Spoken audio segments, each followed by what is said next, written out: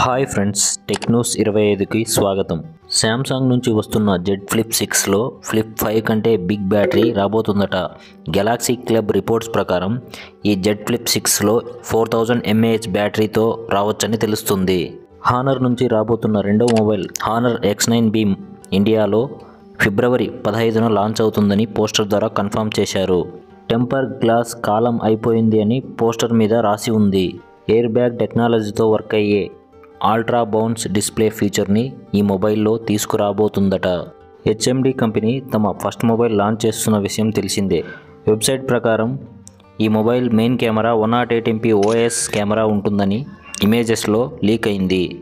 ఈ HMD mobile back side triple camera సెటప్తో వస్తుందని తెలుస్తుంది.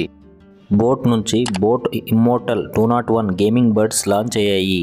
గేమర్స్ కోసం బీస్ట్ మోడ్ విత్ 40 ms లో లేటెన్సీ ఉంటుంది. 10mm drivers boat signature sound highlight ఈ బడ్స్కి. IPX4 splash and sweat resistance protection ఉంటుంది ఈ బడ్స్కి. RGB లైటింగ్తో వచ్చే ఈ బడ్స్ 1299కి అఫీషియల్ వెబ్సైట్లో అవైలబుల్గా ఉన్నాయి. Samsung S24 ultra users display colour washed out లేదా డల్ అవుతున్నట్లు కంప్లైంట్ చేస్తున్నారు.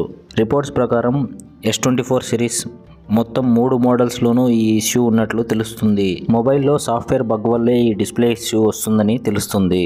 ఫర్దర్ అప్డేట్ ద్వారా శాంసంగ్ ఈ ఇష్యూని సరిచేస్తుందేమో చూడాలి. రిపోర్ట్స్ ప్రకారం యాపిల్ అప్కమింగ్ iOS 18 అప్డేటే బిగ్గెస్ట్ అప్డేట్ తమ కంపెనీ హిస్టరీలో అని తెలుస్తుంది.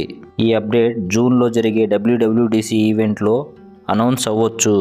ఈ iOS 18 అప్డేట్ ద్వారా AI powered Siri, Apple music improvement, RCS support for messaging లాంటివి తీసుకొస్తారని వినికిడి.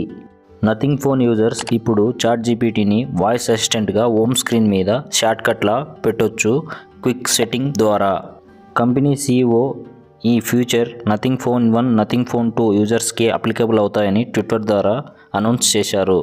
రిలయన్స్ జియో 2G మరియు 3G సర్వీస్ని షట్ డౌన్ చేయాలని గవర్నమెంట్కి ప్రపోజల్ చేసిందట.